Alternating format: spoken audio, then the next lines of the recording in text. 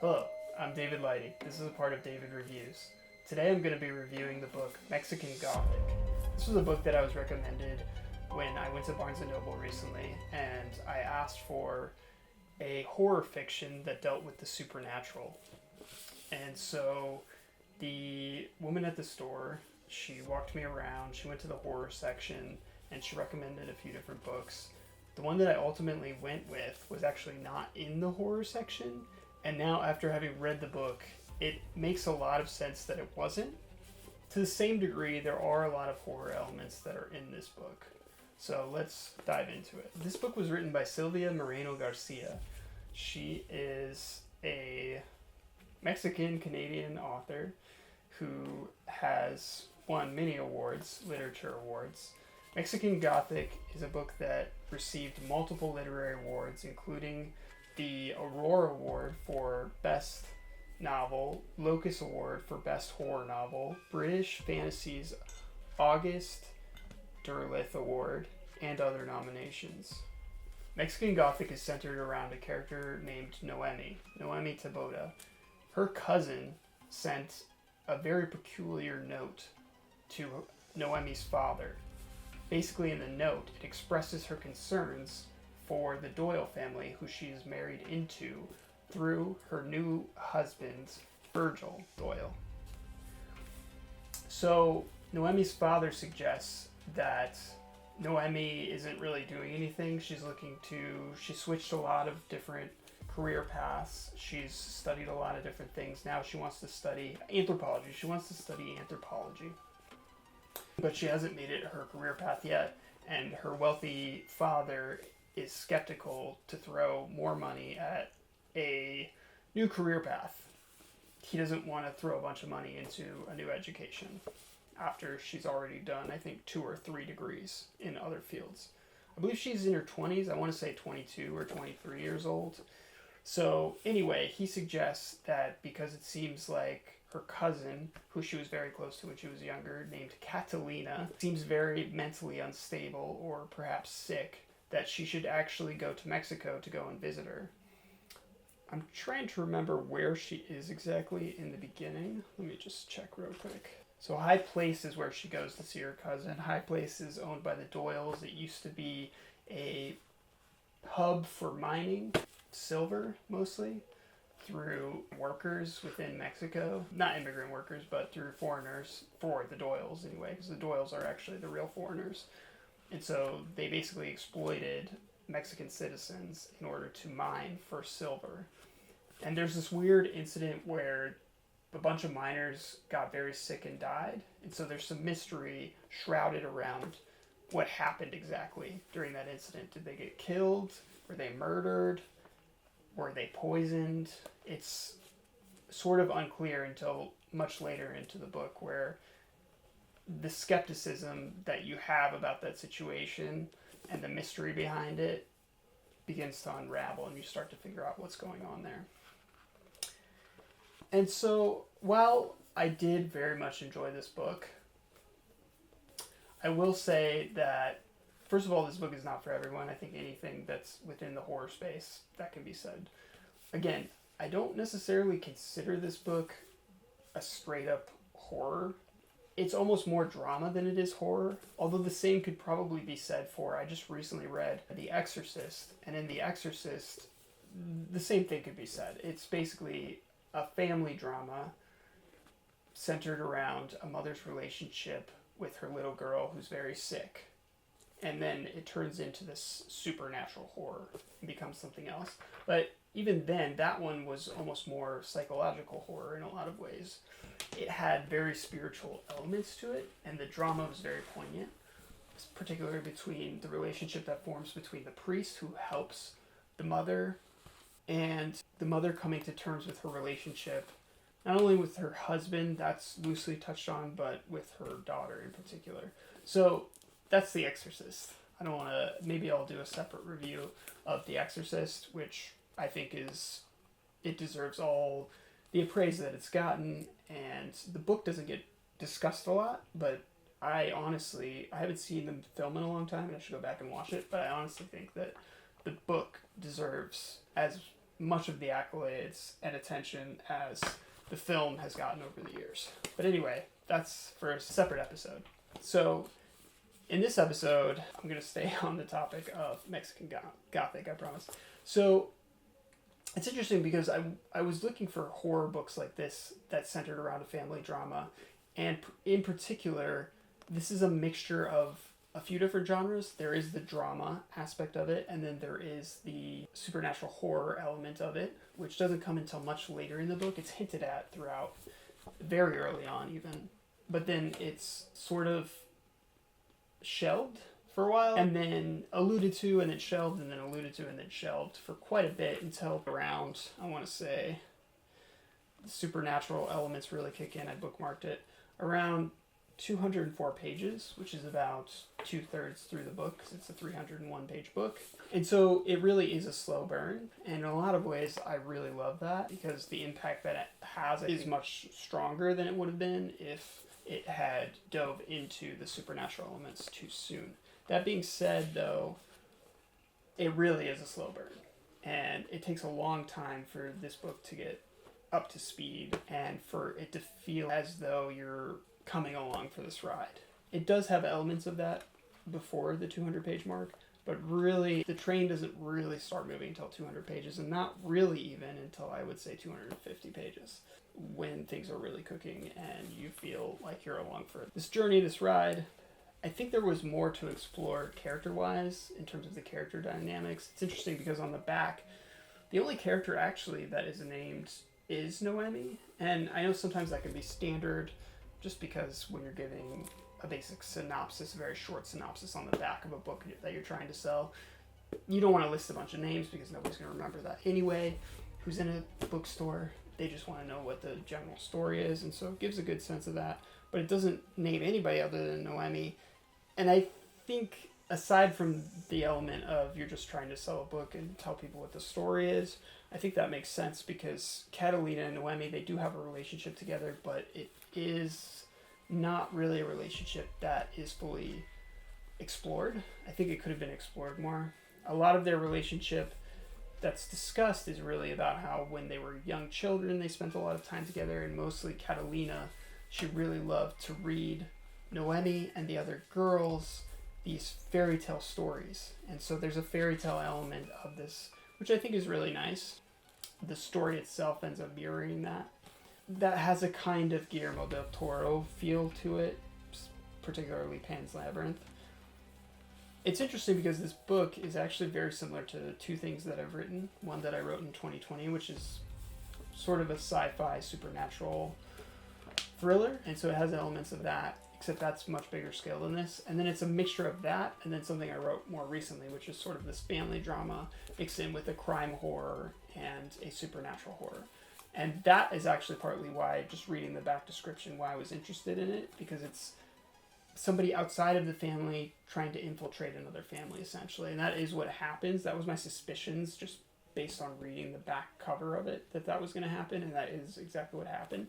And so I would say, actually, that's something that I think maybe could have been done slightly better, is if we hadn't known right away. If Virgil had been more deceptive, I suppose, if he had been more conniving, but in a very charming way, if he'd been more charming, I suppose, in his conniving elements, in his conniving tactics, then I think it would have been more of a surprise and more of a shock once it got into what exactly was going on and how corrupt this family actually is.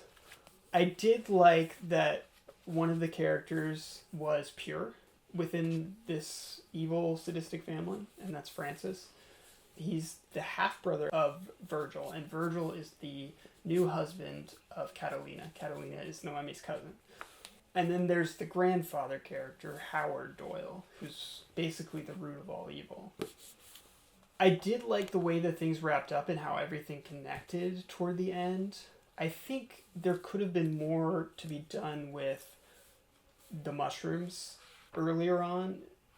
They did foreshadow the mushrooms, and actually having read through some of it early on, I now realize, I can now see where it's foreshadowing in ways that maybe I might have missed early on, Because, for instance, Francis, who is the pure, innocent family member of the Doyles, of this evil, corrupt family, he is very much into mushrooms, and he studies mushrooms. It's more shown from his fascination with the science behind mushrooms earlier on. And then the deeper we get into Noemí trying to solve this mystery, the more we begin to understand that there's something supernatural going on with the mushrooms and this family's history and how they're using these mushrooms. And so it gets revealed. This is completely spoiler heavy review, just so you're warned in advance.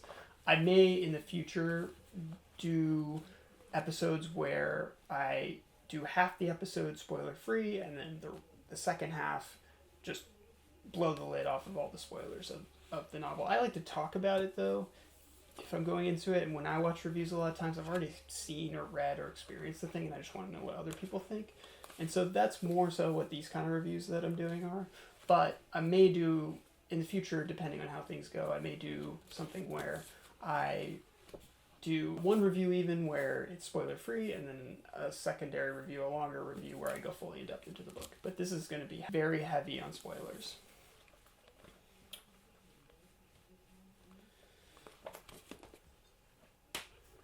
I think this is a book that also could have benefited from being much shorter. While it wasn't something that was this monolith that I couldn't get through, it did definitely drag for significant portions of the writing, and a lot of it was just too much repetition, I felt like. Some of the repetition was nice in how it was handled, where it was the same thing but slightly different, and it felt like it was coming back around full circle in a way that felt different than the first time you experience it. But there was a lot of things that came back around a lot that it just felt repetitive. So I think a heavier edit, this book could have benefited a lot from. I think this book should be closer to the 230 page mark. I think that's much more accurate of the type of story it's telling. While 301 pages doesn't sound like a lot, the words are deceptively small, meaning that, for instance, I just finished Salem's Lot.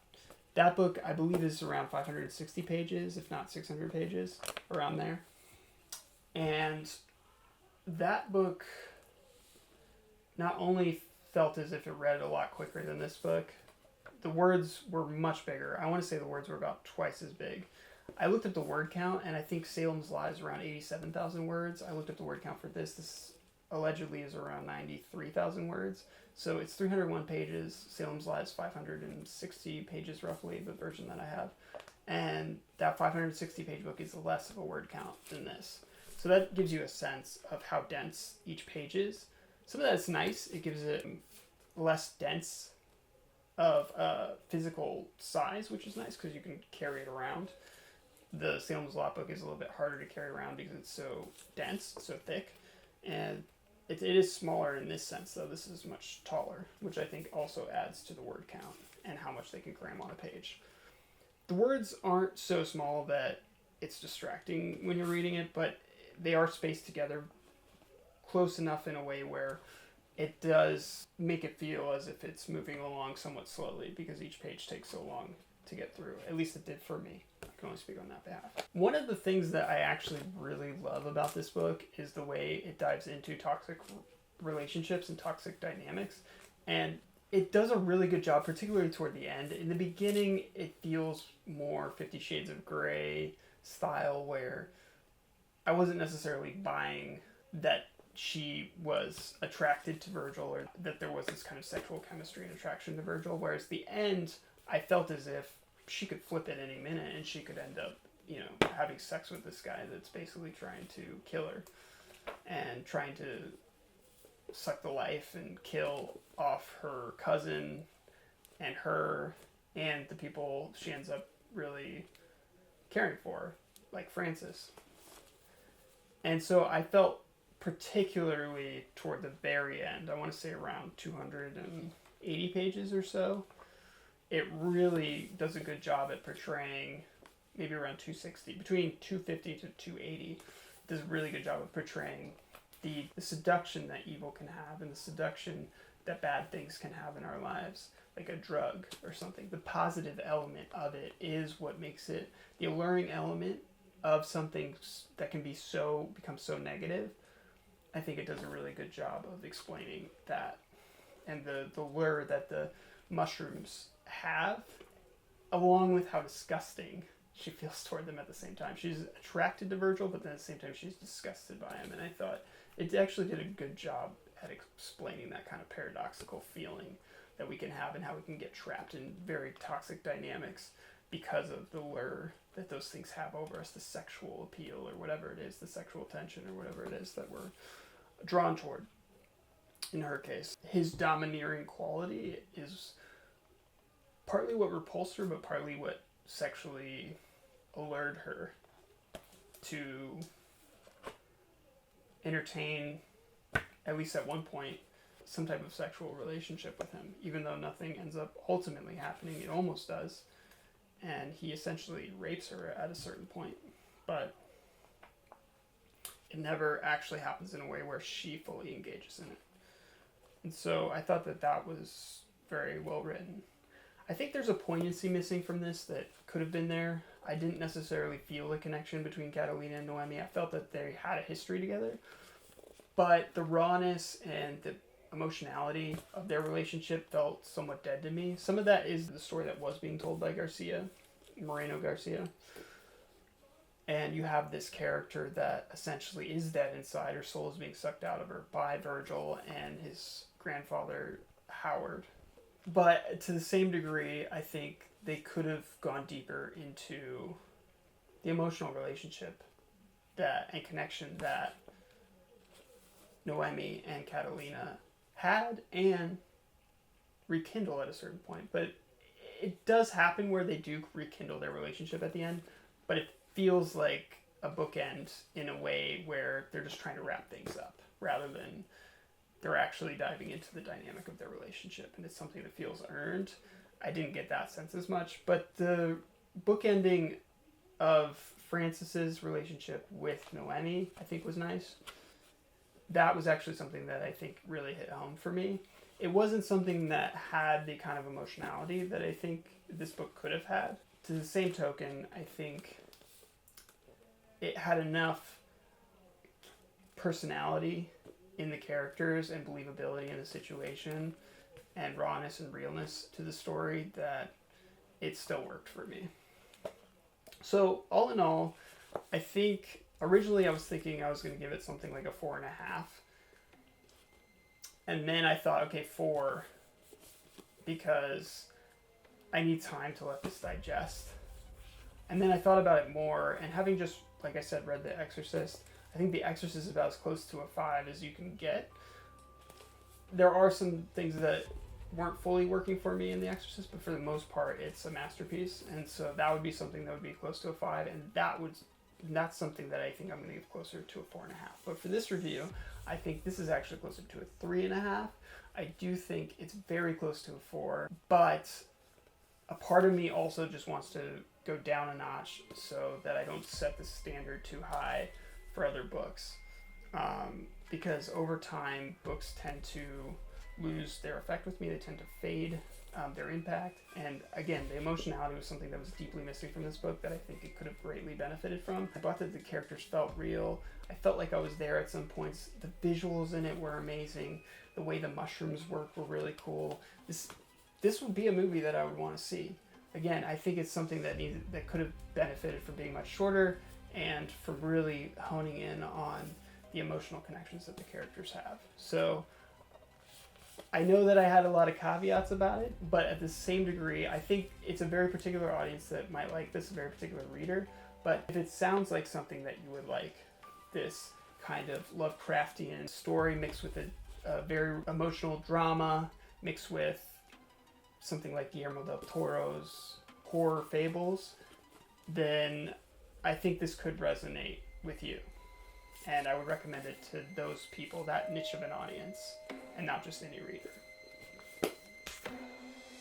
Thank you for watching.